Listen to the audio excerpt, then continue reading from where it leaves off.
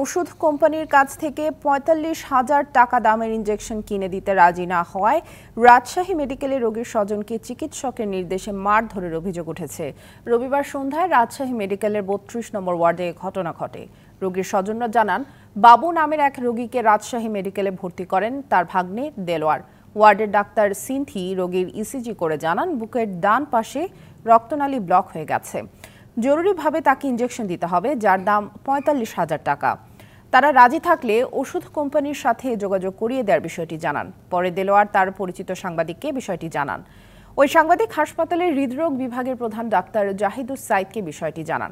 বিভাগীয় প্রধানকে ফোন দেয়ায় দেলোয়ারকে মারধর করেন সিনথি ও তার সহযোগীরা। দেলোয়ারের ফোন কেড়ে নিয়ে সিনথি ওই সাংবাদিককে গালিগালাজ করেন। পরে গালাগালির অডিও সামাজিক যোগাযোগ মাধ্যমে ছড়িয়ে পড়ে। 1, 2, 3 ঢাকায় জমি জিতে নিন 100% ক্যাশব্যাক সহ 20 কোটি টাকার পুরস্কার। সাংবাদিক পাওয়ার দেখাচ্ছিস, তুই আই মেডিকেল আই। এই এত খারাপ ভাবে কথা বলছেন কেন? মেডিকেল আসেন। আপনি এত খারাপ ভাবে আপনার সাথে কথা আছে? না আপনি মেডিকেল আসেন, কথা আছে। আপনার রোগীকে কি বলছেন? আপনি উল্টাপাল্টা আমার হেডকে দিয়ে আমাকে ফোন দেওয়াচ্ছেন। আপনার তো সাহস কত বড় না? না আপনাকে আমি বলছি জোর করে কোনো কিছু দিতে।